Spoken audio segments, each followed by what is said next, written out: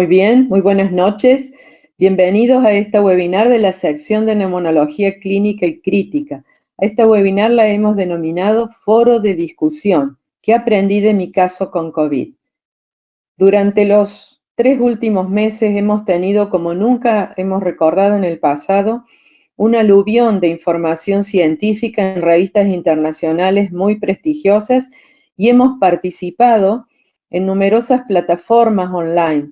Hemos sido testigos de modificaciones, ya sea en el diagnóstico como en el manejo terapéutico de la pandemia por COVID-19, en respuesta al mayor conocimiento que se ha ido teniendo de esta enfermedad. Pero esta webinar de esta sección nuestra fue pensada simplemente con el objetivo de compartir la experiencia de quienes están involucrados en el contacto de pacientes con COVID en la Argentina. De ahí el nombre de Foro de Discusión y qué aprendí de mi caso con COVID. Para que nos entendamos bien, les voy a decir un poco cómo va a ser la dinámica de esta webinar. Se van a presentar 3 casos, cada caso tiene un presentador y 3 comentadores. Pensamos que cada caso se puede presentar y comentar en 20 minutos y nos satisface mucho decirles que entre los 3 presentadores y los 4 comentadores están representadas 7 provincias de la Argentina. Por eso decimos que es una webinar súper federalista. ¿Quiénes son ellos? Los 3 presentadores son los doctores Daniel Carles, del Chaco, Enrique Barimboim, de Mendoza, y Daniel Paskansky, de Cava. Los 4 comentadores son Daniel Schoenfeld, de Puerto Madryn, Chubut, Juan Pablo Casas, de Córdoba, Gustavo Douglas Nazareno, de La Rioja, y Miguel Penisoto, de Corrientes. En cada caso, el presentador que ha vivido este caso se ha planteado interrogantes y preguntas que yo les voy a ir haciendo a los comentadores para que ellos nos transmitan sus opiniones y sus comentarios. Otro ítem que me parece importante destacarlo antes de iniciar esta presentación es cómo van a participar los asistentes. Su participación será al finalizar la presentación de los 3 casos. ¿Cómo lo harán? A través de preguntas. Pero fíjense muy bien que de las herramientas disponibles para hacer las preguntas, no se van a enviar por chat, solo se enviarán a través de la solapa preguntas. Y es importante que aclaren 2 cosas. ¿A qué caso corresponde? Si al 1, 2 o 3. ¿A quién va dirigida? Si es al presentador o a cuál de los comentadores de cada caso. Y para facilitarnos a nosotros organizar las preguntas para el final, les pedimos a los asistentes que las vayan enviando mientras se está presentando el caso, cosa que cuando terminemos el caso 1 ya tengamos las preguntas de ese caso para organizarlas para el final. Otra cosa que es muy importante, no olvidarse de bloquear el audio. Entonces, vamos a comenzar con el primer caso, que es el presentador, el doctor Daniel Carles, de Resistencia del Chaco. Daniel es nuestro coordinador de la sección clínica. Y los comentadores son el doctor Schoenfeld, como dijimos, de Madrid, y el doctor Juan Pablo Casas, de Córdoba. Adelante, Daniel. Bueno, buenas noches, muchas gracias.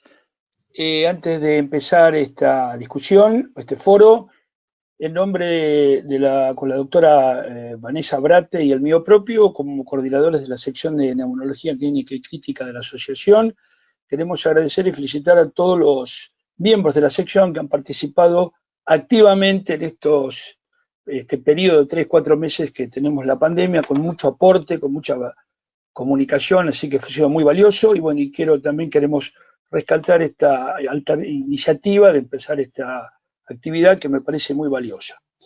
Bueno, dicho esto, la idea es presentar un caso que vivimos, sabemos, o todo el mundo sabe, de dominio público, que la provincia del Chaco lamentablemente es la tercera en frecuencia de casos de esta enfermedad.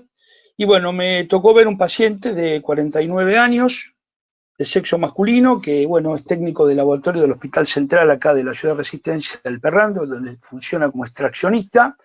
y hicimos la consulta por ambulatorio el 21 de mayo. El motivo de consulta fue disnea. Bien, en orden cronológico, él comienza el 12 de abril con una febrícula que fue precedida de rinitis o adenofagia y que cedía con paracetamol. Debido a que estuvo en contacto con un grupo de personal de salud, le realizan el día 15 de abril un testeo de PCR para COVID-19, donde se le comunica casi inmediatamente que fue positivo e iniciando el aislamiento preventivo obligatorio domiciliario. Estuvo medianamente bien hasta el día 16 del 4, ya 4 días del comienzo de los síntomas, donde la fiebre sube a 40 grados, se agrega astenia, hiporexia, disgeusia y anosmia, y la presencia de tos seca con una considerable presión torácica y disnea de reposo. El día 18 persiste la disnea, se agrega diarrea y solicitan una evaluación médica en domicilio, donde lo constatan que seguía febril, que estaba saturando 96% respirando aire y que tenía, según versión del paciente, una auscultación pulmonar normal. El día 21 del 4, 3 días después, la fiebre empieza a ceder y persiste la disnea, en este caso a mínimos esfuerzos. Él tiene una escalera para movilizarse dentro de su casa, quedando con una intensa tos seca. Sigue con esta evolución y los días 2 de mayo y 5 se le repiten los hisopados respectivos, donde fueron negativos y es dado de alta, pero persistiendo el día 6 ya tos y sigue la disnea sin mucha variante. Motivo por el cual ya esta vez consulta a la guardia del hospital, donde se constata que estaba febril, que saturaba 97% respirando aire, una discreta hipertensión arterial de 150 a 100, una auscultación pulmonar nuevamente normal y tiene una radiografía de tórax que después vamos a ver expirada. El día 21 es el día de nuestra consulta, donde la tos prácticamente cede, pero queda con una disnea que se transmite al caminar 100 metros y al subir un piso de escaleras. Como antecedente de consideración, nuestro enfermo tenía 2 contactos laborales y una esposa que también es profesional con COVID-19. Nunca fumó, tratado por hipertensión arterial con 16 miligramos por día de candesartán y 40 miligramos de carvedilol en forma prolongada. Y además una psoriasis que no tiene tratamiento actual. Bien, al examen físico estaba febril, 117 kilos de peso, una altura de 1,80, que hace un índice de masa corporal de 36,11 kilos por metro cuadrado, y presión arterial 140-90, saturaba 93% respirando aire, frecuencia cardíaca de 84 por minuto, de respiratoria de 20, y tenían una auscultación pulmonar y cardíaca normales.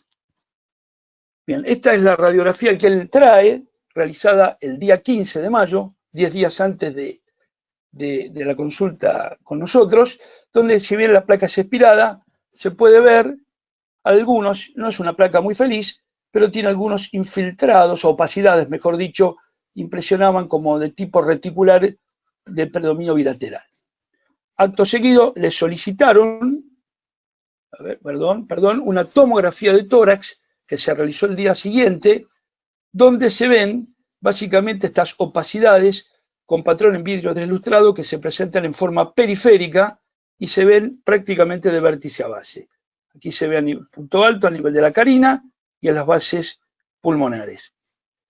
En un corte coronal se ve exactamente igual, con ultravisión un poco más detenida y las opacidades en vidrio esmerilado de distribución parcheada en distribución simétrica.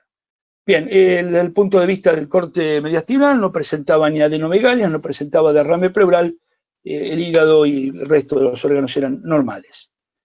Muy bien, esta es una espirometría que se realiza el 21 del 5 con la consulta, donde van a haber valores, tanto pre como post, que son estrictamente normales, una relación, bueno, se ve acá del 78%, que está por arriba de su LIN, y presenta entre 97 y 98% de valores de referencia de los valores de la capacidad vital forzada y el FB1 sin cambios postbroncodilatadores.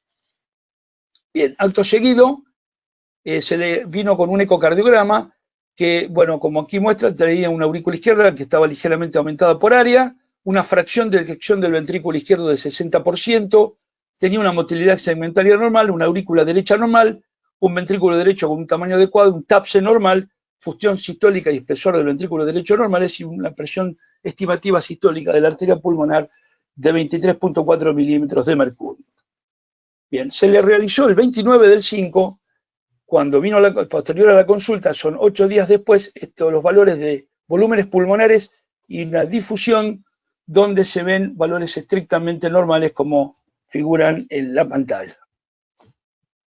Bien, y trae un orden de analítica desde que comenzaron los síntomas y en la progresión de la enfermedad, donde a los primeros casi al mes se constata la presencia como único dato relevante de anemia, que se mantuvo hasta el día 19, bueno, plaquetas normales, leucocitos dentro del rango normal, no tenía linfopenia, valores de analítica normal en lo que respecta a glucemia, urea, creatinina, y un tipo de QIC podemos resaltar ligeramente disminuido. Y se le realizó el día 19, debido a su disnea por la guardia del hospital, un dímero D cuyos resultados para nuestros valores de referencia fueron normales, aclarando que son valores de ELISA. Y posteriormente lo agregué, esto es posterior, el día 27, que fue el día que se realiza los valores de los volúmenes pulmonares y la difusión, donde normaliza los valores del hematocrito. Y debo resaltar que tuvo alguna mejoría clínica respecto de la disnea. Muy bien, esto es todo lo que quería presentar. Bueno, muchas gracias y paso a los comentadores. Bien, excelente, Daniel, muy linda la presentación. Yo antes de pasar a los comentadores quiero hacer un brevísimo comentario que es el siguiente. Este caso nos plantea analizar la causa de la disnea en un paciente que tuvo COVID, con manejo ambulatorio, que ya está negativizado, pero tiene una disnea severa persistente y con pruebas funcionales normales. Entonces, vamos a comenzar con la primera pregunta para el comentador Dr. Schoenfeld. Daniel, si vos hubieras estado a cargo del manejo de este paciente durante el periodo de enfermedad activa, ¿qué conducta habrías adoptado? ¿Lo habrías internado o habrías decidido control ambulatorio? ¿Y qué fundamentos nos darías para una u otra indicación? Bueno, buenas tardes a todos, gracias por la invitación a participar, gracias Ana por la organización y a la MR por mantenernos activos y en contacto. En principio, creo que estamos hablando de dos pacientes. Hay un paciente que lo evaluó la gente de urgencias o consultorios externos, y otro paciente que es el que evalúa a Daniel en una consulta posterior y ya negativizado. El nexo podría ser de entre estos dos pacientes, digamos, que persiste con disnea que comenzó en el primer caso. De acuerdo a los síntomas que tuvo cuando inició, él inicia el 12 del 4 y allí lo que tiene es síntomas de vía aérea superior y fiebre. Con una sospecha importante, lo hisopan y digamos que el 12 del 4 en un paciente con síntomas de vía aérea superior y fiebre, está bien que se haya seguido de modo ambulatorio. Ahora, 4 días después, el paciente empieza con disnea de reposo. Es decir, es un paciente que no a mínimos esfuerzos, yo entiendo que es una disnea tipo 4, que ante mínimos movimientos se siente disneico y aumenta la temperatura y no tenemos otro dato de ese día, más allá que 2 días después, aparentemente en un control domiciliario, informan que satura normal y que tiene una auscultación normal. Me resulta realmente medio, no curioso, pero bueno, al menos llamativo esta situación. Nosotros en la MR hicimos un algoritmo de decisión de internación, de cuándo y dónde internar, y dividimos a los pacientes en los pacientes que tenían factores de riesgo y sin factores de riesgo, y los que no tenían factores de riesgo, si tenían algún dato en el examen clínico o en la anamnesis, que nos hiciera pensar que merece un lugar de internación más allá del control domiciliario. Este paciente como factor de riesgo que es hipertenso y es obeso.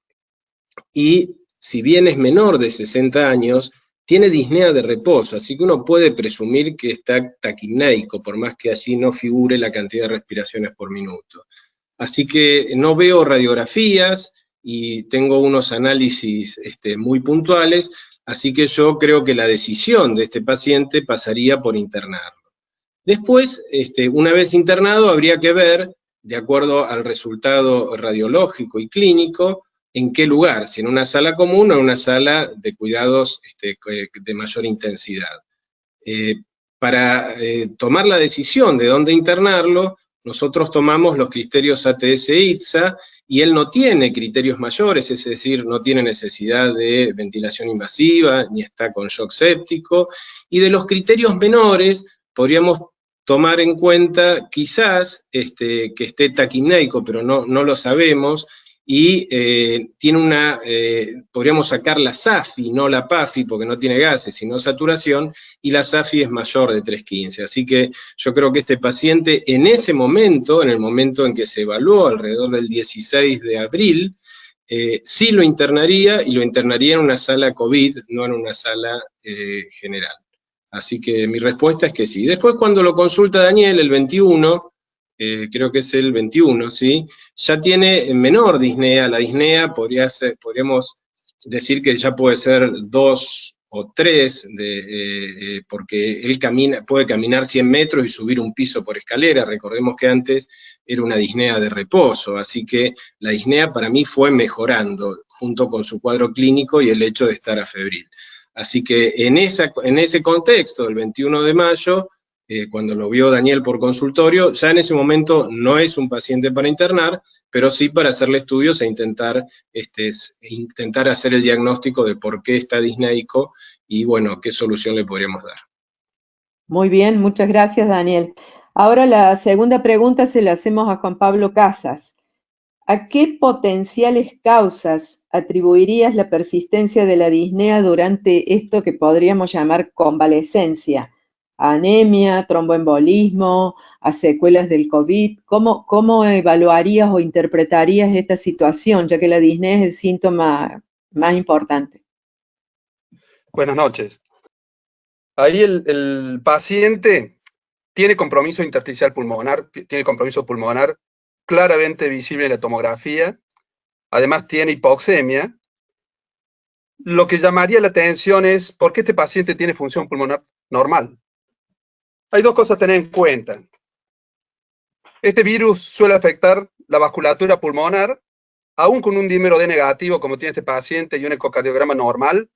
Uno debería hacerle una angiotomografía si queda con disnea para asegurarnos de que no tenga trombos en las luces, las arterias, ¿no? Con respecto al intersticio, si los estudios con biopsia han mostrado dos tipos de compromiso intersticial principalmente. Uno que es el daño alveolar difuso, donde hay edema y puede haber focos de hemorragia, y el otro, el que se llama AFOP, que es una bronquiolitis obliterante fibrosante, aguda. Yo creo que este paciente lo que tiene es un daño alveolar difuso, que está evolucionando lentamente, como suelen hacer los daños alveolar difusos, y la función pulmonar normal, mejor dicho, la difusión del monóxido de carbono normal, se da por los focos hemorrágicos. El daño alveolar difuso suele tener exudados hemorrágicos dentro del pulmón, y eso suelen levantar la difusión. Entonces, posiblemente, la difusión no está baja debido a que tiene un daño alveolar difuso y que tiene focos de hemorragia. Muy bien. La tercera pregunta es a cualquiera de los dos. Sería una corta opinión, ¿no es cierto? Asumiendo que esta evolución, como vos has dicho, Juan Pablo, que podría ser por COVID, compromiso pulmonar atribuible a COVID, ¿se trataría con qué medicación? Esta pregunta es para Juan y para Daniel. No sé, Juan, si querés que empiece yo dando una opinión. Lo mismo. Yo creo que la causa de la disnea de este paciente podría ser multicausal. Ahí Juan describió exactamente las posibilidades. Nosotros, si bien tiene un dímero D normal y no tiene un Wells de predicción elevado, que uno podría decir que con eso descartamos el tromboembolismo, el dímero D de este paciente se tomó más de un mes después que comenzó a estar sintomático. Así que los dímeros D tienen una escala y a partir de los 15 días empiezan a bajar, así que bien podría haber tenido un episodio de oclusión vascular, y si se hubiese tomado este dato del laboratorio más precozmente, quizás podría haber estado aumentado. No lo podemos asegurar. Respecto de la parte funcional, se ha visto en otros, hay un estudio chino, yo no encontré más de uno, que hablaba de la difusión, y como dijo Juan, la difusión es normal, y lo único que encontraron en algunos pacientes donde había un trastorno de difusión es que no se mantenía, realmente era escaso, y de la espirometría lo mismo. Y después lo otro que vi como datos anecdóticos, lo vi más en diarios.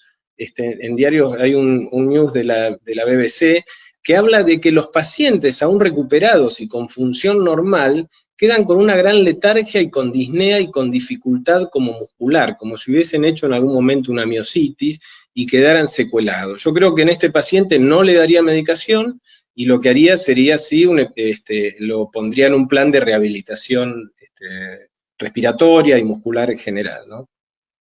Mi opinión rápida: todos tus pacientes tienen alta probabilidad clínica de embolia pulmonar. O sea, si quedan con sintomáticos, tienen que tener una angiotomografía. Eso por un lado.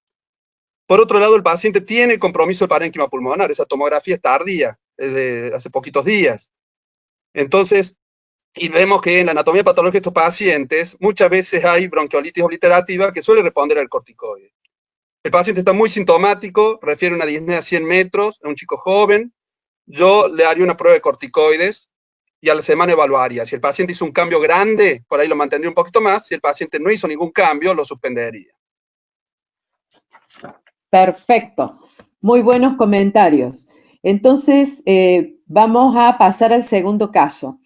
Hemos recibido ya algunas preguntas de este primer caso. Los que deseen lo tienen que hacer, como ya dijimos, por esa solapa y poniendo, si se lo quieren hacer, ya sea al presentador Daniel Carles o a los comentadores Daniel Schoenfeld y Juan Pablo.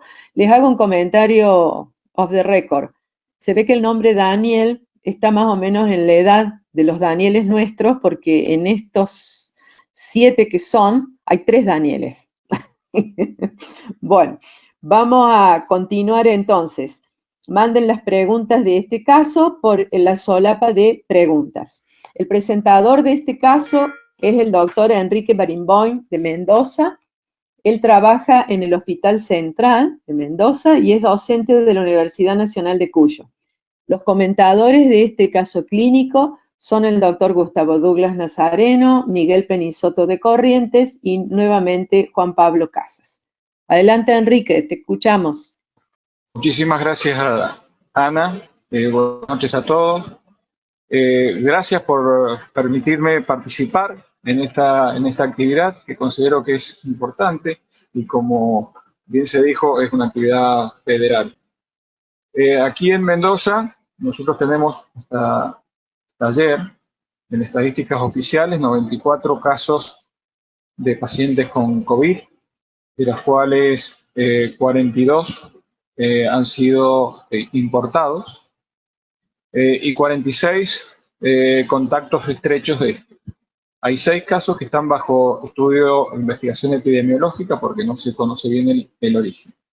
Y de esta estadística, 9 pacientes han fallecido. Uno es el paciente que yo les voy a presentar, en este caso, que fue atendido en mi hospital. Se trata de un paciente masculino de 76 años de edad que consultó por presentar oinofagia y rinitis, síntomas que habían comenzado 15 días antes del momento de la consulta, y fiebre que se agregó 7 días antes de ese momento. El paciente es oriundo de nuestra provincia, de la provincia de Mendoza, pero con residencia habitual en España, en la ciudad de Barcelona. El día 5 de marzo, él viaja de Barcelona a Buenos Aires. En Buenos Aires permanece 4 días y el último de esos días es cuando inicia sus síntomas de vía aérea superior. El día 9 del mismo mes viaja a Santa Cruz, donde permanece 5 días. Y el día 14 de marzo llega a nuestra ciudad. Después de estar unos días en su domicilio, comienza con fiebre alta. Según referencia, 7 días el momento del día de la consulta y el paciente demora en consultar. El 23 de marzo, con los síntomas de oinofagia, rinitis y fiebre, consulta en la guardia de nuestro hospital y se decide su aislamiento en sala de COVID ante la sospecha de que estaba padeciendo esta enfermedad. O sea que, para resumir, 15 días con síntomas desde el comienzo de estos hasta la consulta e internación. El paciente no tiene antecedentes patológicos, no recibía ninguna medicación en forma regular y tenía un antecedente tabáquico del cual había dejado hace 12 años. Estos son sus signos vitales al momento del ingreso: saturaba 93% con aire ambiente, la frecuencia respiratoria estaba en 26 respiraciones por minuto, la TA normal 130-70, la frecuencia 90 por minuto, y estaba febril. El estado general del paciente era muy bueno, el peso aproximadamente 75 kilogramos, con un índice de masa corporal dentro de lo normal, y se destacaba una importante cifoscoliosis. La semiología respiratoria en ese momento mostró un tórax asimétrico, con buena mecánica respiratoria, y al comienzo con una leve disminución del murmullo vesicular basal izquierdo. Y unos días después agregó abundantes estertores finos y basales. Con respecto a los estudios complementarios que se realizaron, la radiografía de tórax y la tomografía y el laboratorio, les voy a comentar enseguida. Comento que se realizó un hisopado al momento del ingreso. En ese momento no se hacía la determinación aquí en la provincia, por lo tanto se envió al Instituto Malbrán. El resultado fue recibido 3 días después, el día 26 de marzo, y fue positivo para coronavirus. Destaco un ecocardiograma que estaba dentro de parámetros normales, con calidades normales, sin alteraciones de la contractibilidad y una función de eyección del 65%. Y antes de pasar a los estudios complementarios, le comento la evolución. El día 23, el índice SOFA que se calculó fue de 1. El día 27, el paciente desmejora su estado clínico general. Y el día 28 se constata un aumento, una alteración en su mecánica ventilatoria, con tiraje supraclavicular y aumento del trabajo respiratorio, y algo que llamó poderosamente la atención: desorientación temporoespacial con excitación psicomotriz. Por ello, ya en terapia, se decide una intubación y ventilación mecánica, y con técnicas de exploración. El paciente progresa a fallo multiorgánico, deterioro hemodinámico que requiere el uso de inotrópicos 2 días antes de su fallecimiento, fallo renal respiratorio, y el día del fallecimiento, el 2 de abril, se constata arritmias ventriculares y un paro cardíaco. Esto es simplemente para reflejar el SOFA con el daño de los órganos y cómo se dispara la curva de mortalidad a partir de aproximadamente un 8.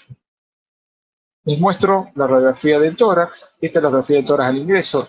Destaco la importante cifoscoliosis que tenía el paciente, un antecedente traumático con una fractura de húmero, y les recuerdo que había una disminución de murmullo vesicular en la base del pulmón izquierdo.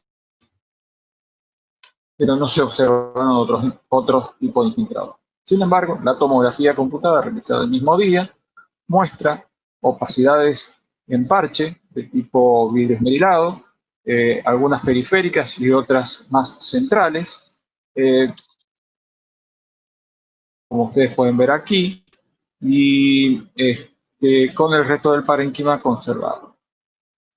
Y traje la última radiografía que se hizo el día de su fallecimiento, que si bien es una radiografía realizada en terapia, con todas las dificultades técnicas que todos conocemos, permite demostrar la presencia de opacidades extensas en el pulmón izquierdo y algunas en la base del pulmón derecho. Estos son los datos de laboratorio. Noten ustedes estos tres datos, los datos del ingreso, los datos del momento del primer día de la terapia y los datos del día previo a su fallecimiento. Noten ustedes cómo el hematocrito cayó 10 puntos durante estos pocos días, aumentó la cifra de blancos entre 60 a 18.200. El paciente siempre estuvo linfopénico y eso fue puntuando en el transcurso de la evolución, las plaquetas normales con un tiempo protrombina normal, el lactato se incrementó, sobre todo al último, el último día, y también un discreto aumento de GOT.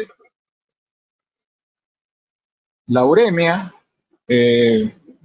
pasó de un valor normal al momento del ingreso a un valor de 1.17 gramos, un valor alto, lo mismo que la creatinina, es decir, un fallo renal. La LDH fue normal, 388 unidades en el momento del ingreso, y después fue incrementándose hasta llegar a 1.836 unidades el día previo a su fallecimiento. Lo mismo el dímero D, de un valor normal para nuestro laboratorio, llegó a 1.860. Y la CPK, que no se usó al inicio, fue progresivamente incrementándose, lo mismo que la PCR, que pasó de 46.5 al momento del ingreso a 397. Y destaco también el QT,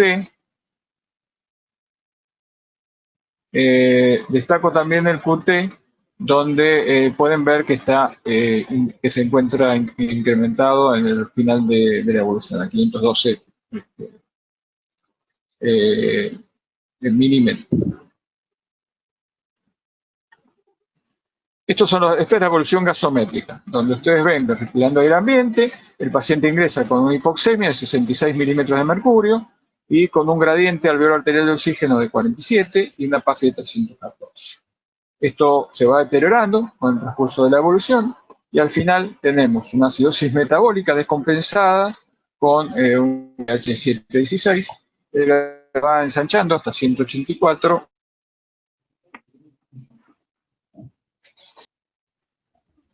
Doctor Enrique, ¿nos escucha? Ana, si te parece, se dejó de escuchar a Enrique, sí, y a ver si podemos continuar. Por lo menos empezamos con algunas preguntas, ¿no es cierto? Sí. Me gusta darle a cada caso, digamos, cuál es la importancia que tiene. Y en este caso, me parece que lo importante es que nosotros hemos sido testigos de que las pautas de manejo han tenido como una curva de aprendizaje y se han ido modificando.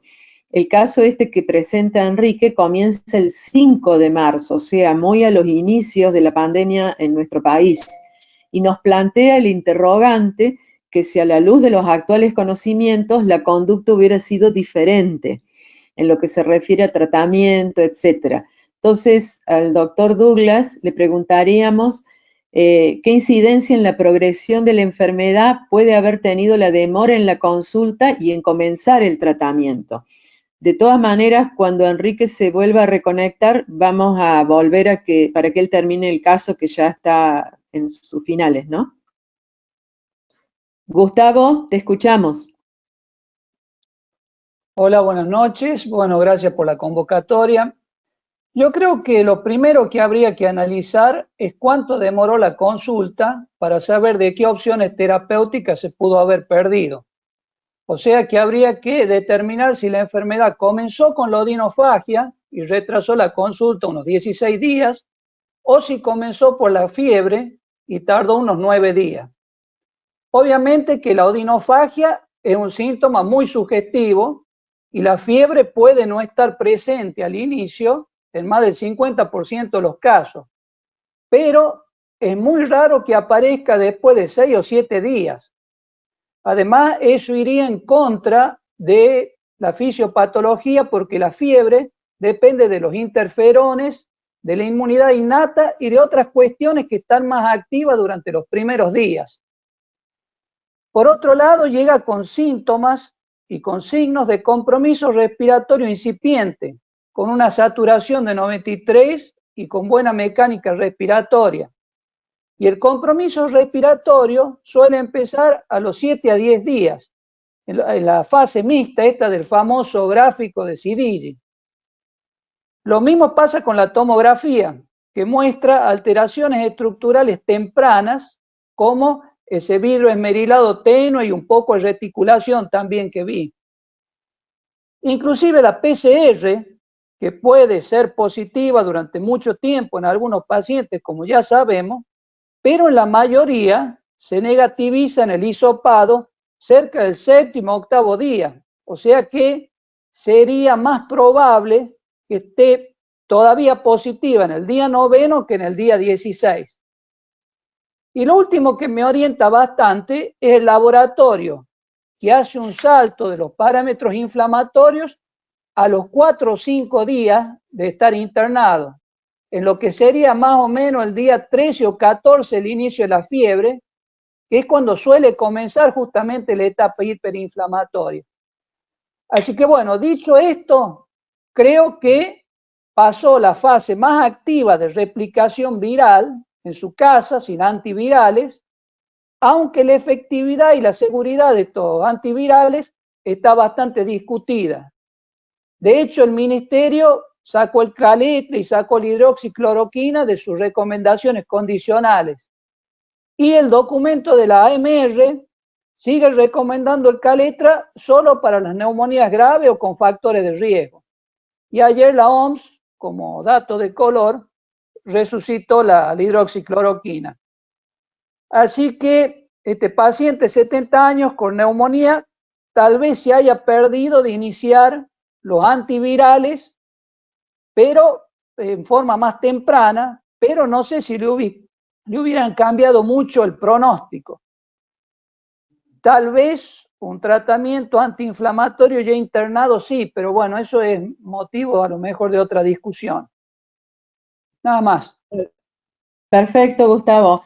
La otra pregunta sería para Juan Pablo, que es la siguiente. A la luz de los conocimientos actuales, ¿habrías cambiado la conducta? Buenas noches de nuevo.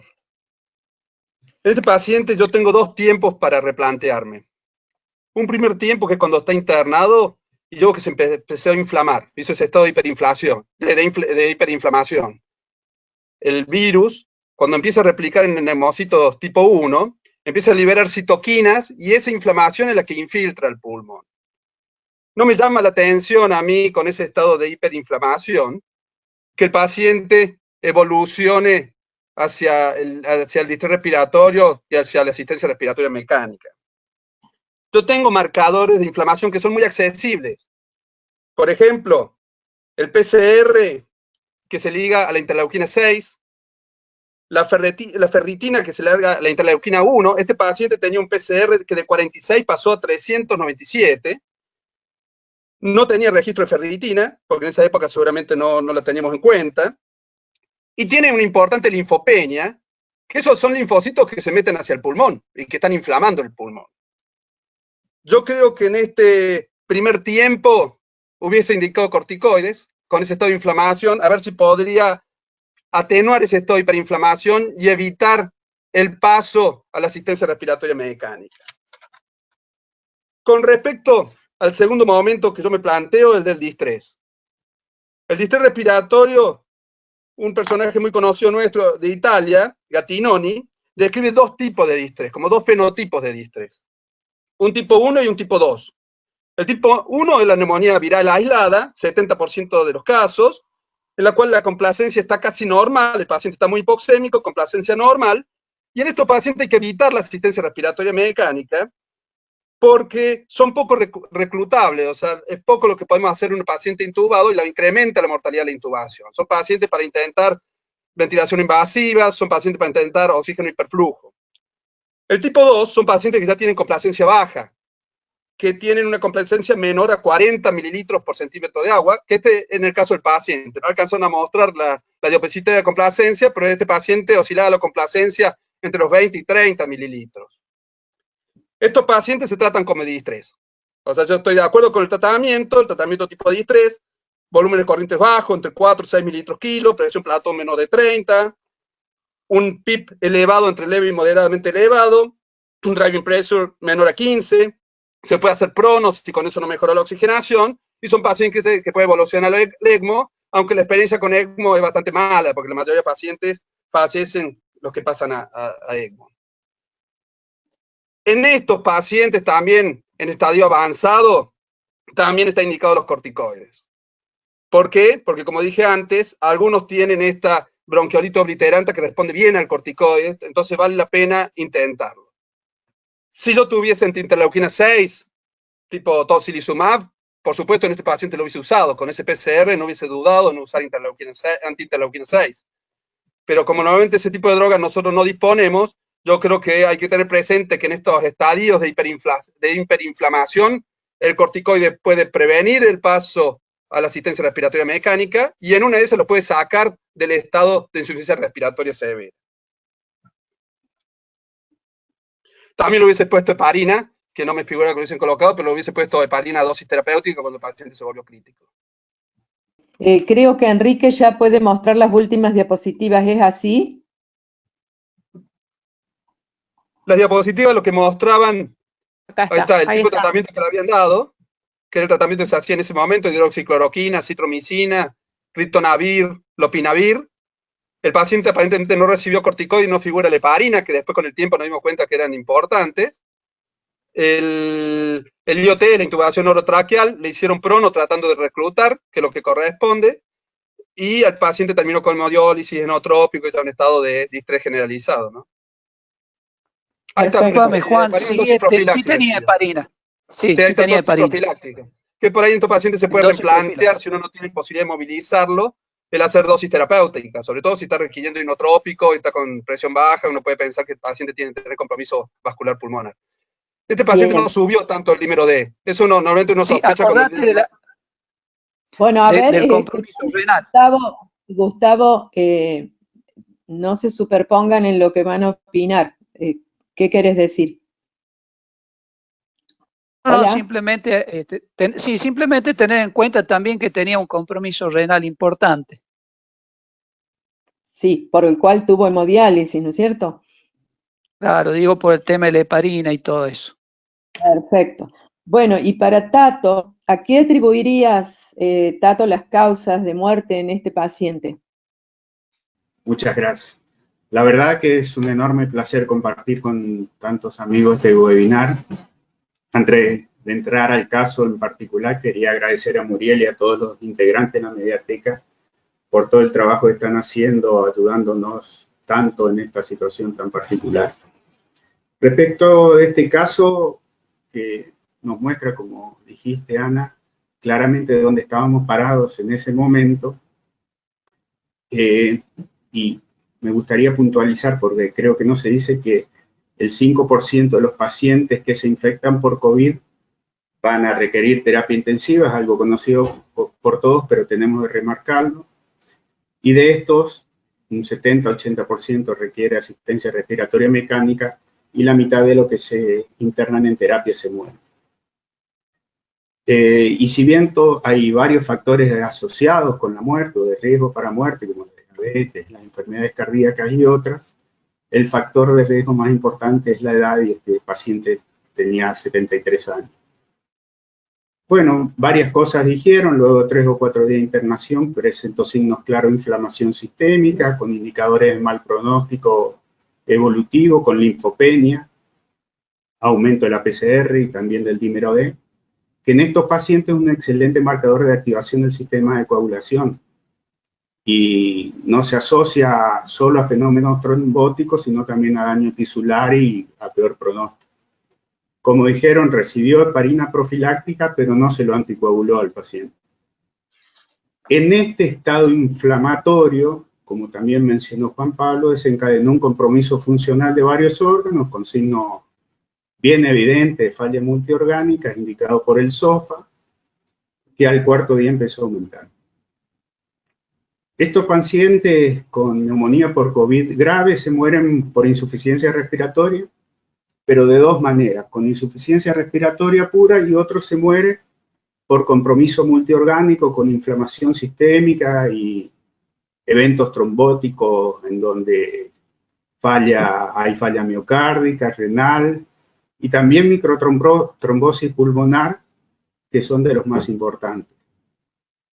Este paciente presentó hipoxemia, en la placa puede haber daño alveolar difuso y en los últimos días aumentó, pero progresivamente, el dímero D, tuvo falla renal con severa acidosis, aumento del ACPK como posible marcador de daño miocárdico, y en este contexto además prolongó el QT, que posiblemente esté asociado a la administración de la hidroxicloroquina y la acitromicina.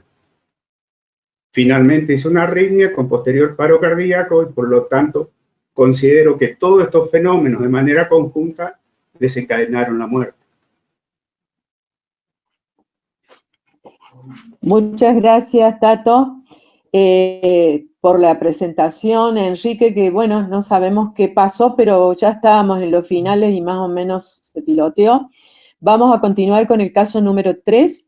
Les vuelvo a recordar, si quieren hacer preguntas, que lo hagan por la solapa, dirigidas a Douglas, Casa, Penisoto o a su presentador. El caso número 3 está a cargo del doctor Pascanqui, de Cava. Él trabaja en el Hospital de Agudos de Ramos Mejía y es docente de la UBA. Y los comentadores para este caso son el doctor Penisoto, el doctor Schoenfeld y el doctor Douglas. Adelante, Daniel.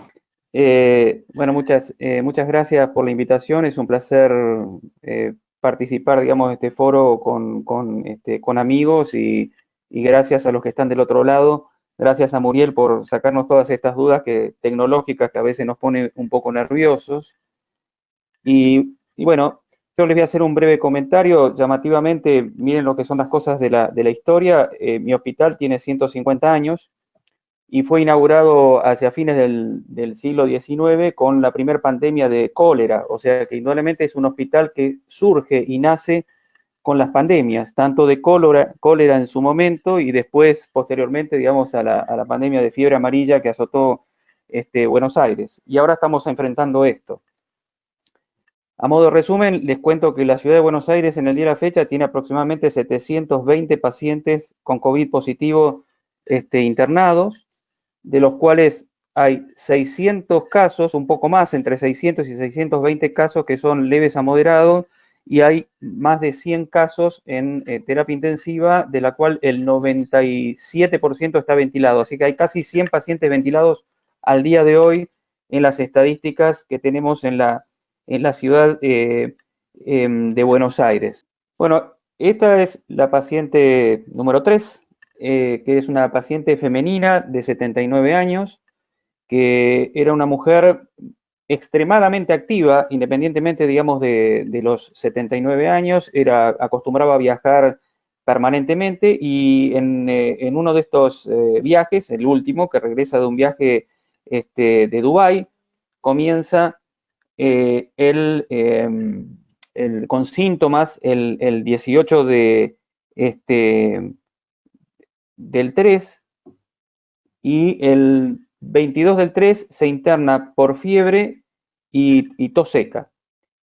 Como antecedente fundamental acá que tenía ella era que era una paciente asmática que estaba medicada en forma regular con fluticasona salmeterol, con un asma bien controlado, era talasémica y tenía un hipotiroidismo. La paciente 48 horas después o 48 horas después de haber llegado, un poquito más, se le hace un hisopado el 22 del 3 y ese hisopado, digamos, dio positivo para COVID. La evolución fue la siguiente. La paciente entró e ingresó en muy buen estado general, saturando 93%, que corregía perfectamente, digamos, con bajo flujo de oxígeno.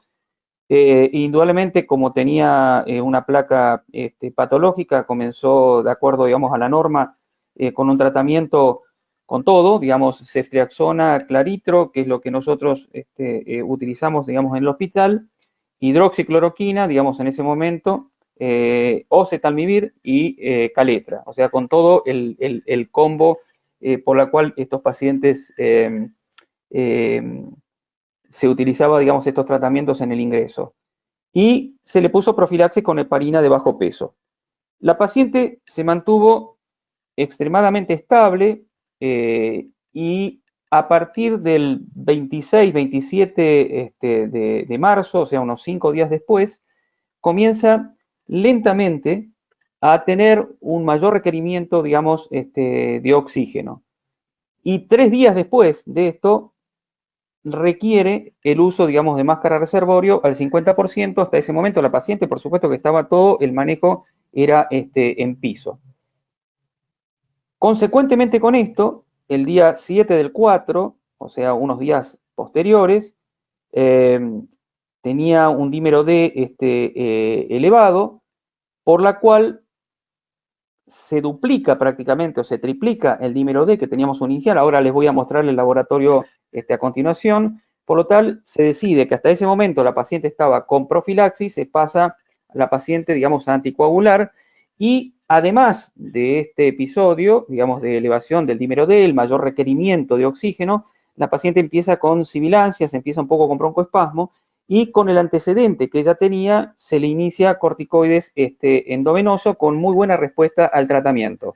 5 días después, se solicita, digamos, un dímero D que comienza rápidamente con un categórico descenso, y esto además se lo asocia con una buena evolución clínica y menor requerimiento de oxígeno.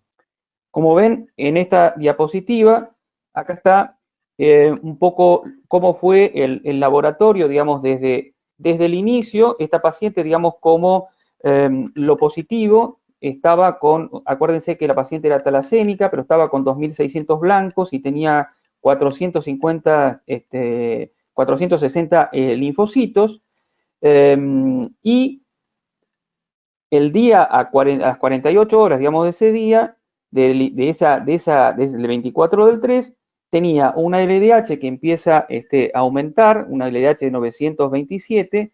Ahí recién nosotros tuvimos la posibilidad, como todo hospital público, de tener un dímero D. Teníamos un dímero D que estaba en 2.200, y a partir del día 30, o sea, 6 días después, disminuyen los linfocitos, digamos, en sangre. Le podemos hacer, o sea, aumenta la LDH, la PCR también aumenta en forma conjunta, y posteriormente, el día 7, o sea que esto fue a medida que fue pasando el tiempo, acá se empieza a ver que la paciente, sin estar mal, pero empieza con mayor requerimiento de oxígeno, y el día 7 del 4 le hacemos un dímero D, en la cual, como verán, de los 2.200 que tenía en el día 26 del 3, prácticamente lo duplica o lo triplica prácticamente. Y es el momento donde se decide, eran a veces controversial, digamos, las decisiones, pero decidimos comenzar la anticoagulación. Y llamativamente, al segundo o tercer día empieza a disminuir el dímero D, en conjunto, digamos, con también el ascenso de los linfocitos, o sea que mejora también el laboratorio y también mejora francamente, digamos, la clínica de la paciente. En esta diapositiva, donde uno puede ver el intercambio gaseoso, lo que podemos ver es que, digamos, lo interesante de todo esto, que en conjunto, digamos, del deterioro que ella empieza a sufrir en cuanto al intercambio, el día 3 del 4 comienza con mayor requerimiento de oxígeno y con mayor necesidad, la paciente se pone mucho más hipoxémica, y acuérdense que 48 horas posteriores, cuando le hacemos el dosaje de dímero D, encontramos un dímero D que prácticamente estaba triplicado.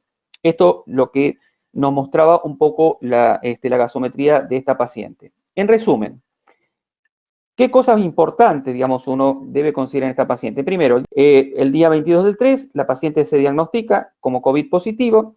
Esa tomografía, lamentablemente, no la tuvimos porque había muchos movimientos y se perdió en el camino, pero lo importante es que ella fundamentalmente cumplía criterios habituales de tomografía para pacientes con COVID, tenía parcheado en forma de virus esmerilado, a predominio en este caso, digamos, de los lóbulos superiores, los hemocultivos fueron negativos.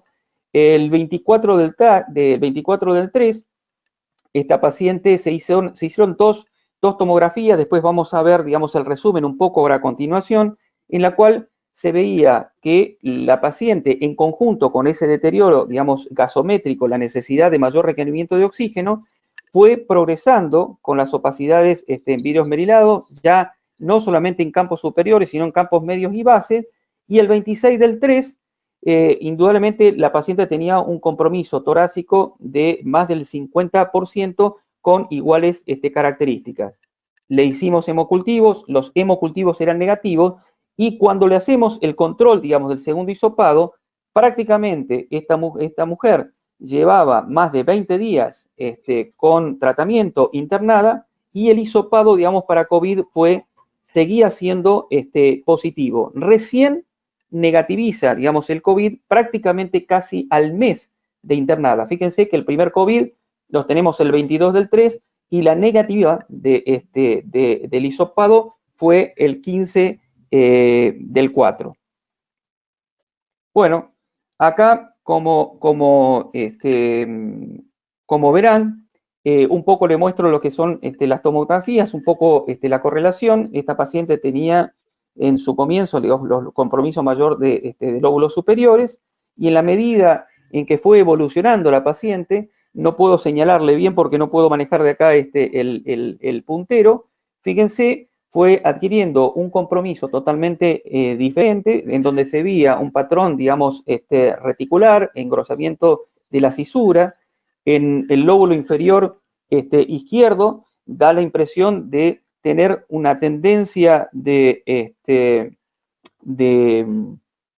organización, tenía broncograma aéreo, ocupación alveolar, también aumento, digamos, reticular a este nivel, y como verán en las últimas dos tomografías, la paciente tiene una tendencia, digamos, a la organización, tiene una tendencia, digamos, a la panalización. Impresionaba, digamos, que estaba entrando en una etapa fibrótica, y esta es la tomografía con que la paciente, digamos, después, mejorada, se va de alta.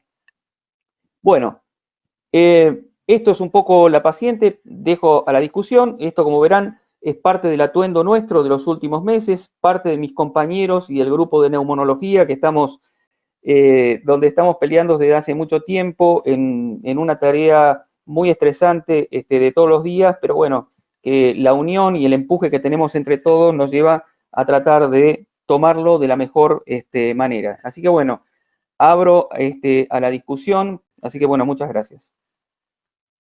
Bueno, una reflexión sobre este caso, que lo llamamos importado, en un paciente añoso que tuvo evolución favorable, pero nos interesan dos o tres cosas. En primer lugar, evaluar las imágenes, y el otro tema que nos interesa es que nos enfrenta a una de las principales controversias en relación al manejo terapéutico. Todos sabemos que en el centro de la atención ha estado el tratamiento con los antivirales, pero en este caso la pregunta es si corresponde o no indicar esteroides y anticoagulantes, en qué momento evolutivo en el curso de la enfermedad hacerlo y cuáles son sus fundamentos. Entonces eso es lo que nos pone, digamos, este caso en discusión. La primera pregunta es para Tato, en donde queremos que nos hable un poco de las imágenes de tórax, de TAC de tórax de este paciente, si son las compatibles o las clásicas con el compromiso pulmonar por COVID-19, y cuáles son las que con más frecuencia se han descrito. Bueno, muchas gracias, Anita. Bueno, en primer lugar, quiero decir que la tomografía tiene una alta rentabilidad diagnóstica en la neumonía por COVID. Incluso en las primeras etapas de la enfermedad, como bien describen algunos artículos, estos pacientes pueden tener tomografía positiva y PCR negativa. Esta paciente, la tomografía es difícil. Creo que esta que está en pantalla es la que se hizo la segunda tomografía, es la única que he visto. Tiene signos tomográficos de patología aguda, pero también de enfermedad crónica. Pienso que quizás puede ser que no tenía asma y tenía otra patología que le generaba obstrucción, y como muchas veces se cataloga un paciente que tiene obstrucción asmático y ella realmente no lo tenía. En el mediastino superior me llama la atención que se ve una imagen de aire. Hola, ¿me escuchan, no? Sí. Sí. Perfecto. En el mediastino superior me llama la atención que se ve una imagen, no la puedo señalar acá, de aire en el mismo, como que fuera un neumomediastino, que no es algo descrito en pacientes con COVID, pero se puede ver en patologías como crisis asmáticas severas, también en pacientes que tienen barotrauma. No parece ser este caso, así que la verdad no puedo decir por qué tiene neumomediastino. En los ápices se visualizan imágenes densas, que para mí incluso tienen algunas bronquiectasias, parecen corresponder a algo secuelar, alguna enfermedad previa. Y yendo hacia abajo, observamos en el lóbulo inferior izquierdo una marcada distorsión de la arquitectura, como dijo Daniel, y opacidades reticulares, en donde hay también bronquiectasia por tracción. Esta paciente, si uno ve esta tomografía, tiene una afectación fibrosante, que quizás es independiente del cuadro actual o se superpone con la neumonía por COVID. Incluso del lado derecho, en el lóbulo inferior derecho, en los sectores posteriores, parece esbozarse un panal, lo cual esto tiene que ser algo crónico, no puede ser agudo. Si bien la afectación por COVID puede dar un reticulado, luego de varias semanas de evolución no corresponden a estas imágenes. Además de esto, como mencioné, el paciente tiene claramente signos agudos de patología que podrían corresponder a una neumonía por COVID. Claramente tiene vidrio esmerilado, sobre todo en el lóbulo medio. Tiene zonas de crazy paving en el lóbulo superior izquierdo, que se mezcla el vidrio esmerilado con un reticulado interior. Y zonas, como dijo Daniel, de neumonía organizada en el lóbulo inferior izquierdo, con la típica imagen de halo invertido. Estas tres características le dan a esta paciente la tomografía como compatible con neumonía por COVID.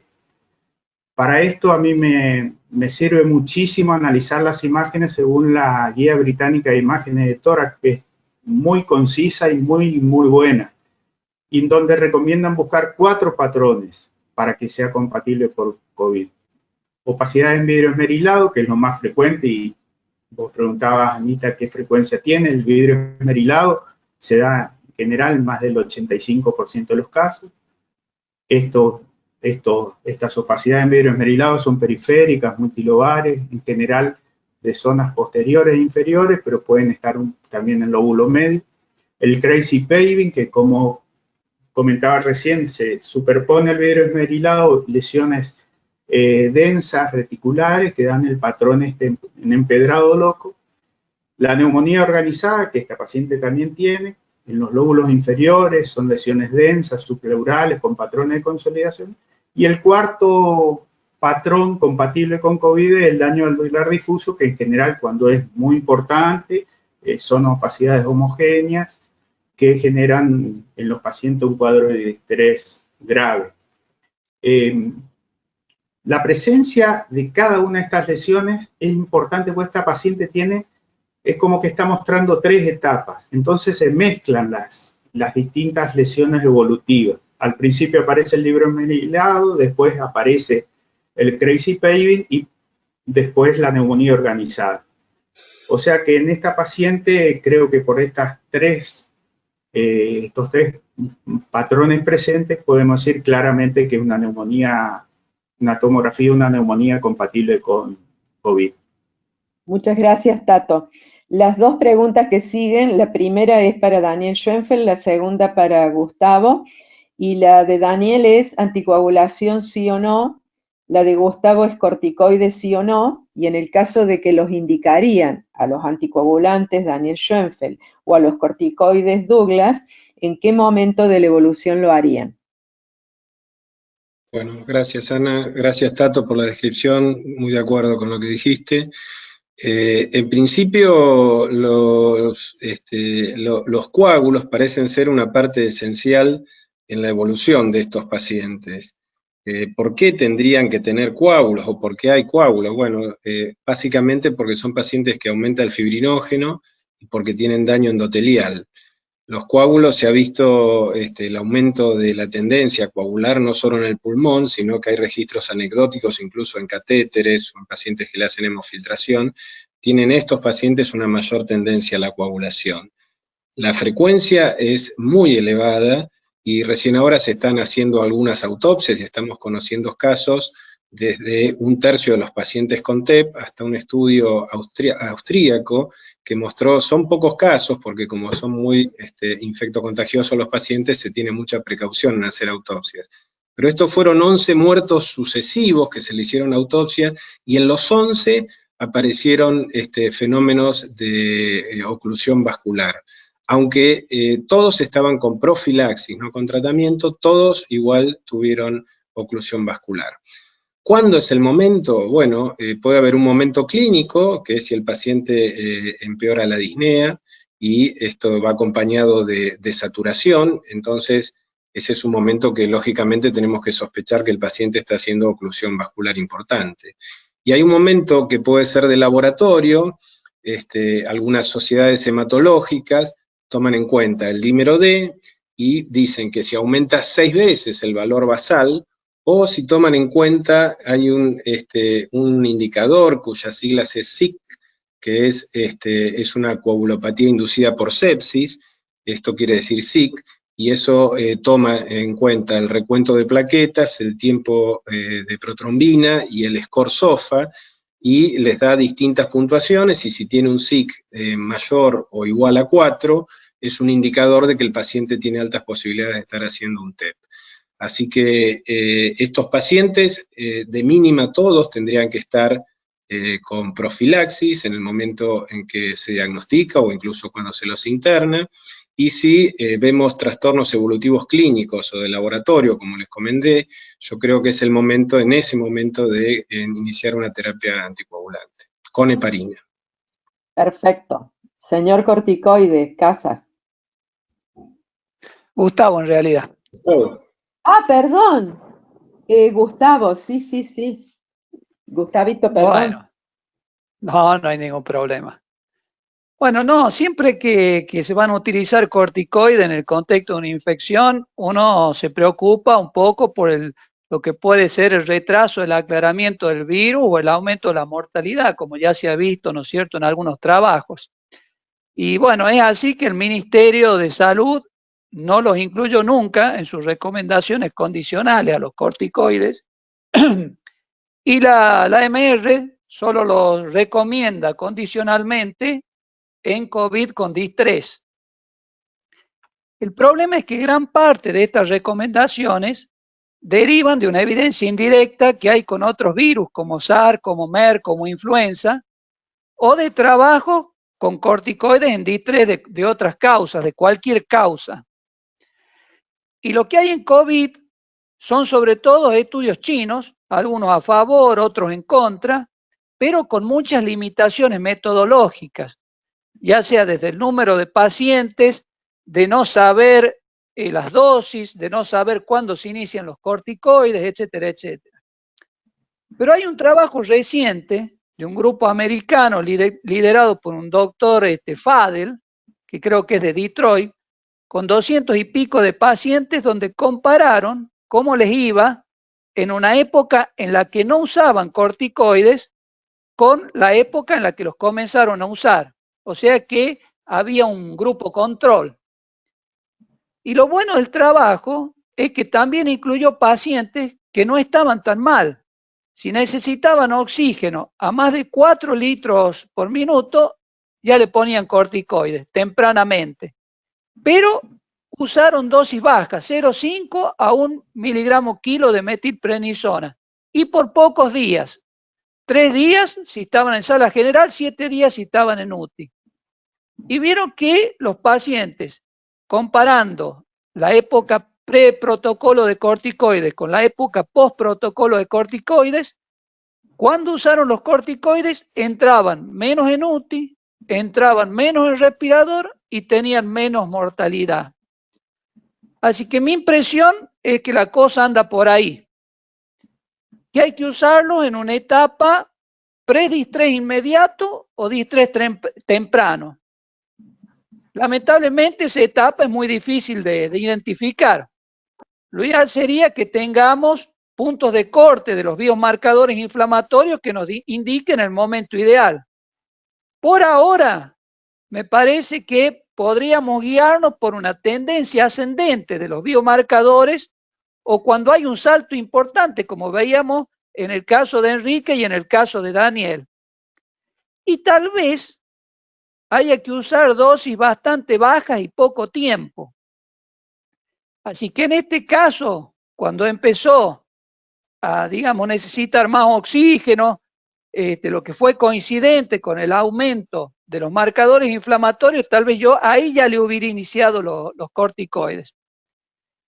Inclusive, en las etapas tardías, como puede ser lo que marca esta tomografía, también podría usar los corticoides porque, como dijo Juan Pablo en algún momento, en las autopsias de estos pacientes se ha visto que hay fenómenos de neumonía organizante y de AFOP, o sea, dos entidades que responden al uso de los corticoides.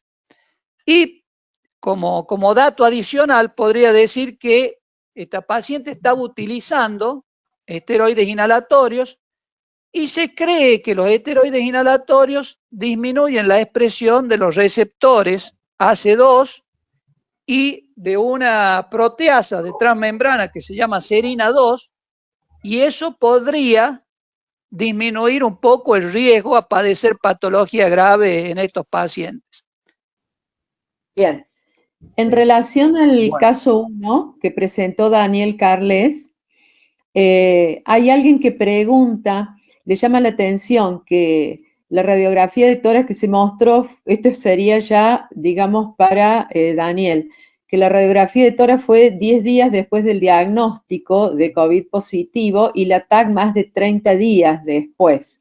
Entonces, bueno, y la otra pregunta, así contesta las dos Daniel Carles, es de que el paciente tenía disnea grado 4, la saturación iba disminuyendo y cómo evolucionó con la oxigenoterapia en el tiempo. Eso sería para Daniel Carles. Bien, Ana, gracias. Bueno, yo quizá no comenté que yo al paciente no lo seguí internado. Yo me vino a ver en consulta externa una vez que superó, digamos, la infección. Bueno, él es real, la placa se saca no inmediatamente, creo que fue el día 15, fue sacada cuando él tenía síntomas y llama desde su domicilio para que el equipo ambulatorio de epidemiología de COVID lo ve y le sugieren la placa. Y posteriormente, creo que lleva un día la placa, no quiero mentir, se hace la tomografía. Así que por ahí contesto esto, no fue en forma inmediata. Él no recibió oxígeno en ningún momento, se manejó todo ambulatorio. Yo lo veo recién el 21 de mayo porque persiste su disnea casi un mes y 10 días o 13 días después del evento inicial. No sé si respondo la pregunta. Perfecto. Y la otra pregunta también para vos es que, bueno, que está bueno conocer los resultados de las pruebas funcionales, pero alguien pregunta si no era riesgo para el operador. Yo supongo que se han tomado todas las precauciones, ¿no es cierto?, de protección. Sí, correcto, sí. Obviamente que el enfermo vino, sí, correctamente, se siguieron digamos, los criterios por lo menos establecidos que se hicieron, digamos, de AMR, del grupo de la sección de laboratorio pulmonar, Y el paciente además estaba de alta. El paciente fue dado de alta libre de COVID el 5 de mayo. El 5 de mayo, y la espirometría y los volúmenes se hicieron el 21, creo que fue el 21 y el 28 de mayo. O sea que estamos hablando varios días después, un paciente en condiciones adecuadas, sí. Bien. La otra pregunta relacionada a esto, pero ya para Daniel Schoenfeld, sería que, bueno, alguien dice, está bien, persiste la disnea, si no convendría, no ameritaba reevaluar con una tomografía, un centello BQ, y pregunta algo que yo creo que ya se contestó, que lo contestó Juan Pablo, ¿qué valor tenía la DLCO en este paciente? Anita, perdón, no escuché, persiste la disnea y ahí entonces, se me cortó un segundo. La pregunta es si no ameritaba reevaluar con una nueva tomografía o un centello BQ. Bueno, yo, como comenté, digamos, acá no hubo discusión entre los comentadores, pero este paciente, si hizo algún tromboembolismo y ese fue el causal de la disnea, ahora está en una etapa decreciente. Sí, se le podría hacer una angio-TC. Hay otras causas de disnea que tienen estos pacientes más allá del tromboembolismo de pulmón. Yo no veo, sinceramente, un gran compromiso en la tomografía como para justificar una disnea severa. Los pacientes que cursaron, nosotros todavía no tenemos mucha experiencia de lo que vendrá en el COVID-19. Podemos tomar otros coronavirus, como el SARS y el MERS, y el SARS y el MERS tuvieron compromiso así de tipo tomográfico hasta 15 años después, pero un 5%, y con pruebas funcionales normales. Cuando, digamos, yo no le haría un centello BQ, le haría quizás una angio-TC para ver si dejó algún compromiso pulmonar, y quizás sí, lo que podría hacerse estos pacientes, si no, son pacientes en los cuales si uno sospechó en su momento TEP y no se anticoaguló, al menos que tenga una profilaxis, porque son pacientes que permanecen inflamados. De todos modos, me parece que el paciente tiene pruebas funcionales muy normales como para pensar que esa tomografía le está generando algún trastorno respiratorio. Me parece que si tuviera que encontrarle algún causal sería vascular, ¿no es cierto? Bien, pienso lo mismo. Bueno, y la última pregunta de este caso... Perdón, Ana, ¿puedo comentar algo? ¿Sí? Sí, bueno, yo creo que comenté, el paciente últimamente ha mejorado mucho la disnea. Estos últimos días, previo a este foro, que mejoró mucho.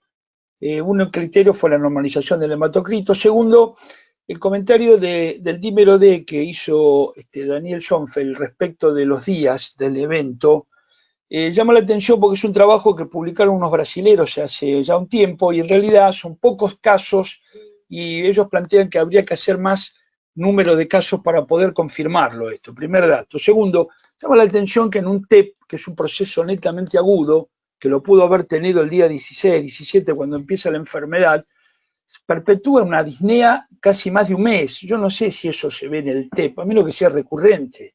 Y repito, con un dímero D que es negativo, ¿no? Que tiene un alto valor en un paciente que tiene probabilidad baja intermedia para TEP, un dímero D prácticamente tiene un alto valor predictivo negativo. Ese es un punto a considerar, ¿no? Punto, nada más que eso. La última pregunta. Anita, una respuesta breve a eso, por favor. Sí. Digamos que el valor del dímero, si algún valor tiene el dímero D, es un valor predictivo negativo alto. En eso estoy de acuerdo con Daniel.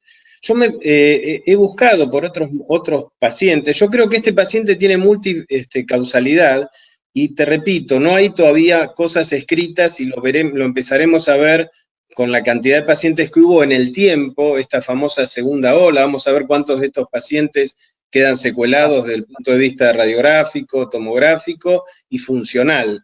Las pruebas funcionales del único estudio que está son prácticamente normales en todos los pacientes. Pero sí hay una señora que se llama Luisa Welch que tiene estos grupos de pacientes, de patologías similares, de pacientes que hicieron TEP. Y ella hasta 6 meses después, tratada y mejorada del TEP y mejorada, sigue teniendo alguna sintomatología y otros pacientes reportan esto. Así como hay pacientes que salidos de su episodio de COVID-19 siguen con una astenia, una dinamia y disnea pequeños esfuerzos con pruebas funcionales normales, también hay en grupos de pacientes, esto que digo yo no tiene un correlato de revista científica, de pacientes que siguen quizás por haber tenido temor y quizás esa disnea pueda ser algo de pánico, bueno, hay cosas que no están comprobadas, pero siguen en el tiempo manteniendo algo de disnea. Bueno, la última pregunta con respuesta corta para el doctor Casas y después nos avisas, Muriel, si podemos seguir con el caso número 3. Es que si en vez de hacer corticoides, no convendría observar y evaluar respuesta, y si se hacen corticoides, ¿qué dosis? Primero, con respecto a la pregunta anterior, ese paciente indudablemente tiene compromiso parenquimatoso pulmonar, visible en la tomografía, y tiene hipoxemia. Esas pruebas funcionales no dan, son pseudo normales. Te aseguro, si ese paciente lo pone en situación de esfuerzo, verías realmente lo que habría que hacer para evaluar realmente el compromiso respiratorio. Yo estoy convencido de que ese paciente lo que tiene sangre en su pulmón, por eso es que da pseudo normal la difusión. Con respecto al tratamiento, ¿por qué probaría? Porque las dos anatomías patológicas que suelen producir estos eventos agudos y que suelen autoperpetuarse es la bronquiolitis obliterativa y el daño alveolar difuso. Si este paciente tiene algún componente de bronquiolitis obliterativa, va a responder al corticoide. ¿Cuánto? 0,5 miligramos por kilo, en general lo que uno intentaría, probaría una semana. Si realmente el paciente mejora mucho la oxigenación y la disnea, seguiría, si no, no. Pero es pensando en eso, que el paciente pueda tener uno de los hallazgos anatomopatológicos que suele responder aún tardíamente al corticoide. Pero debería dar alguna alteración en la función, ¿no es cierto? Que no la ha dado. La tiene, está hipoxémico. Bueno, pero digo, si tiene hipoxémico por algo. Muchísimas gracias. Para ir terminando, entonces vamos a hacer unas poquitas preguntas al caso 2, el de Enrique, y a este caso, después le vamos a dar la palabra a nuestra presidenta, la doctora Luni, y bueno, yo voy a terminar con algunas palabritas. Para Enrique, me han preguntado para vos, si se le midió mecánica pulmonar en UTI, por ejemplo, compliance, y si tuvo autopsia. No se hizo autopsia, y la mecánica respiratoria, la que se pudo mostrar al final, donde mostró una compliance en el último día de 45 mililitros por centímetro, manejado con una PIP baja. No se hizo autopsia, bueno, por distintas razones que no vienen al caso. De todas maneras, bueno, quería terminar, digamos, de la referencia de que este caso en nuestro hospital, bueno, obviamente generó muchas opiniones, generó muchas controversias en cuanto al manejo, y que, bueno, siempre teniendo en cuenta que toda la acción en cuanto al tratamiento de los pacientes con COVID ha sido una cuestión dinámica que ha ido cambiando con el correr del tiempo. Estamos hablando de un caso, uno de los primeros que tuvimos, con desenlace fatal a fines de marzo, ¿no? Claro, fue el 5 de marzo. Y bueno, y tengo dos preguntitas más para Gustavo Casas, alguno de ellos que conteste uno solo. Si hubiera beneficiado este paciente con plasma de convaleciente, y después para Tato, si pudo haber tenido que ver con el evento final el uso de hidroxicloroquina. Bueno, yo creo que sí, o sea, estaba, digamos, desde mi perspectiva, en una etapa de inicio, al principio, ¿no es cierto?, cuando él ingresa, de el compromiso pulmonar inflamatorio. Y el plasma de convalecientes, si bien solo puede utilizarse en estudios, digamos, en ensayos clínicos, yo creo que pudo haberlo beneficiado sin ninguna duda a este paciente, así como cualquier otra terapia antiinflamatoria, ya sea corticoide o algún inhibidor de IL-6 y L1. Así me parece que pudo beneficiarse. ¿Tato? Tenía silenciado el micrófono, ahí está. Tato, sí, la pregunta es, ha hecho alguien esta pregunta, que si vos consideras que tiene que ver con el evento final el uso de la hidroxicloroquina. Y bueno, lo que pasa es que es como describí cuando hice mi comentario. Este paciente estaba muy complicado, tenía una marcada inflamación, con un indicador SOFA elevado, con una alta chance de mortalidad. Per se, digamos, tenía falla multiorgánica, probablemente tenía pudo tener algo que ver en la arritmia final, el QT prolongado, pero en un contexto, digamos, sin QT prolongado, probablemente, perdón, sin el impacto que podría tener la hidroxicloroquina en la citromicina, este paciente podría haber fallecido tranquilamente lo mismo, llegó a tener un pH de 7,11, o sea que me parece que en este contexto decir que el causante final de la arritmia fue el antibiótico y la hidroxicloroquina, no me animo a decirlo. Sí, en un contexto puede haber contribuido. Bien, muy bien. Pasamos entonces a las preguntas del caso número 3. Tengo dos preguntas para Daniel Paskansky que son referidas un poco a lo mismo. Que la pregunta es, ¿se hizo angiotac o ecodoppler venoso antes de anticoagular? Y otra pregunta, pero referido a lo mismo, otro participante, ¿por qué anticoagular solo por el incremento del dímero D si por la progresión de los infiltrados pulmonares se explicaría la hipoxemia? Bueno, buena pregunta. La realidad es que más que nada no es que se pensó, se hizo ecodoppler de miembros inferiores que no había nada y la realidad es que la limitante es un poco la del hospital en cuanto a poder hacerle, por supuesto, una angiotomografía. O sea que hubiéramos querido hacérsela, pero lamentablemente eso no se pudo hacer en ese momento, digamos, en el hospital, dentro del contexto donde se estaban armando todas las estrategias de tratamiento y de recibimiento, digamos, de estos pacientes. O sea, por supuesto que siempre estuvo pensado, pero la realidad es que en ese momento, un poco lo que decía perfectamente bien Daniel Schoenfeld, ya habían algunos trabajos publicados en la cual los pacientes donde había un repique del dímero D por arriba de los 6.000,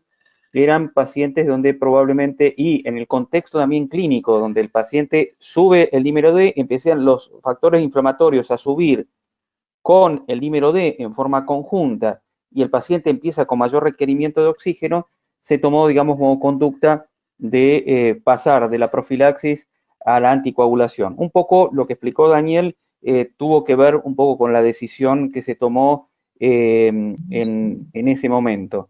La realidad es que la evolución de la tomografía fue muy variable. Lo que dijo Tato perfectamente, digamos, descrito cómo describió, digamos, la tomografía. La realidad es que fue variando esta tomografía.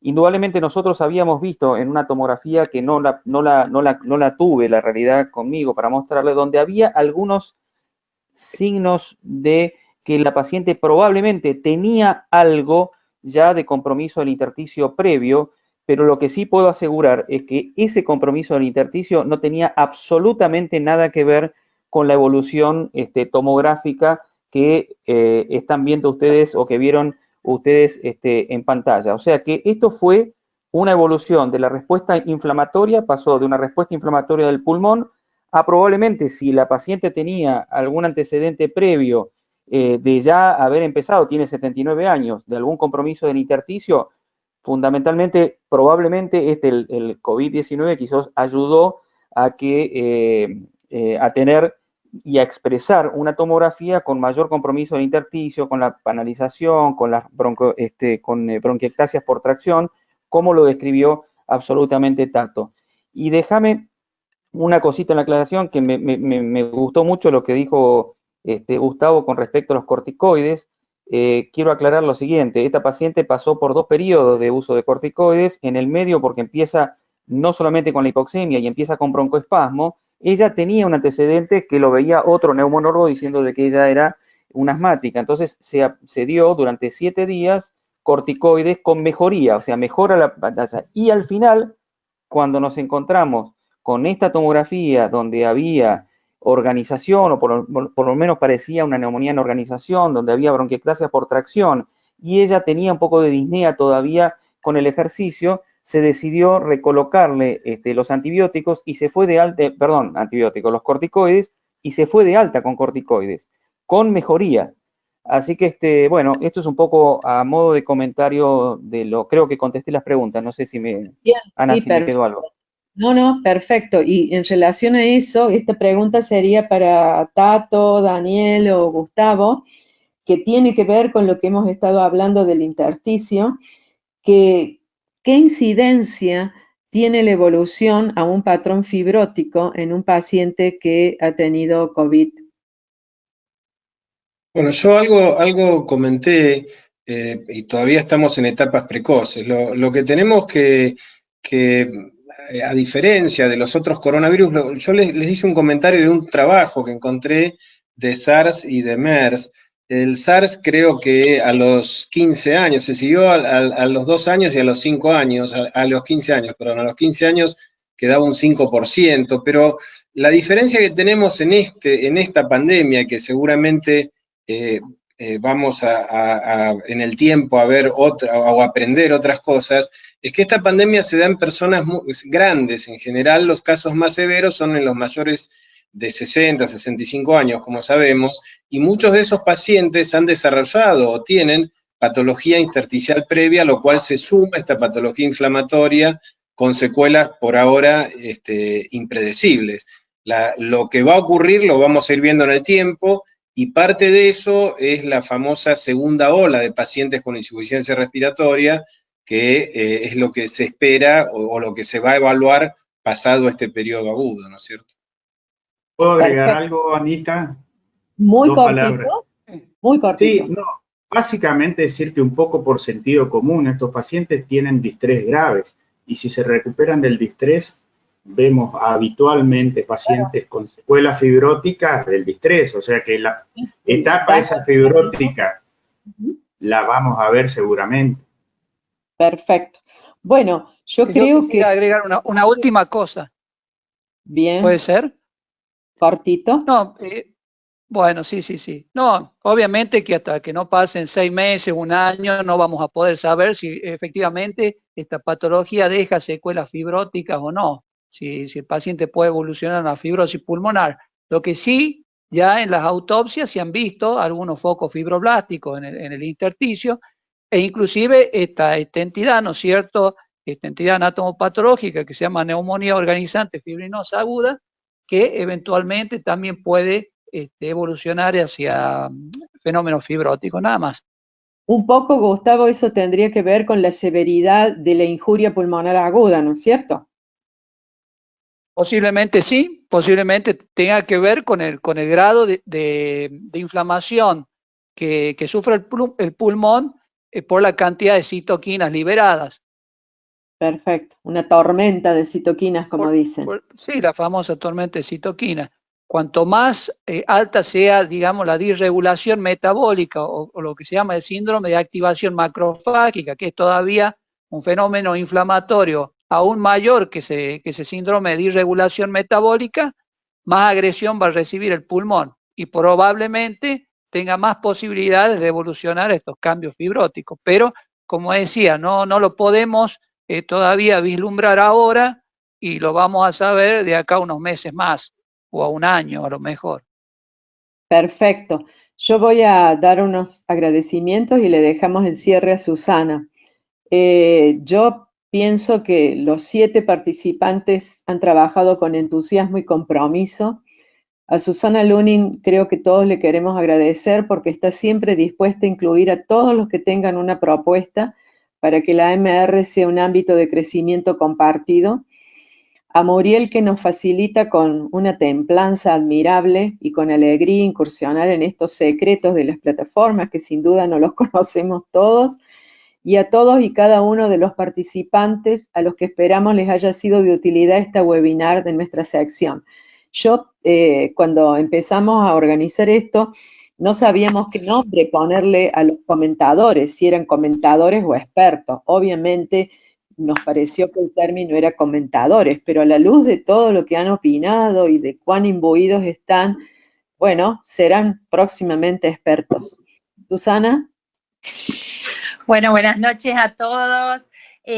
Primero agradecer a la sección este webinar que fue espectacular y que, bueno, fue una idea genial de la doctora López, como suelen ser sus ideas.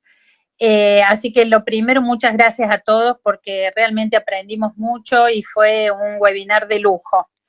Decirles en particular que los problemas técnicos se fueron sobrellevando, pero espectacularmente, así que Enrique y Daniel no se notaron y estuvo todo bárbaro.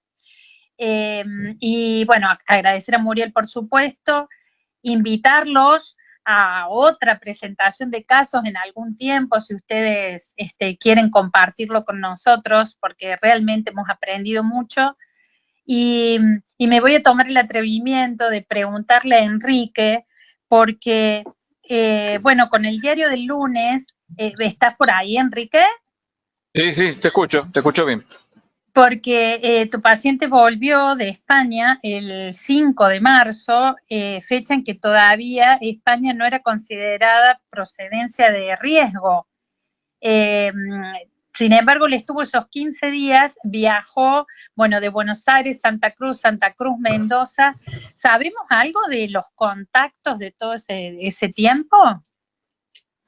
Lo que tiene evaluado es la esposa que creo que no estaba contagiada, por lo menos no fue atendida en el hospital, creo que no está dentro del grupo, a pesar de ser un contacto estrecho. Pero del resto no sabemos nada, del resto de los contactos. Bien, porque era la época donde se podía viajar libremente, claro, todavía no estaba implementada la cuarentena. Por eso te digo, porque en realidad pocos días después él tendría que haber hecho 14 días de cuarentena, pero no el 5 de marzo, por eso hacía la aclaración, pero a lo mejor podríamos haber visto qué pasó con los contagios. Curiosidad nada más. Muchísimas gracias a todos. Planeen la próxima, por favor. Y bueno, muchas gracias a Muriel y en especial a la doctora López, que tanto empeño puso en esto. Muchas gracias a todos. Un beso.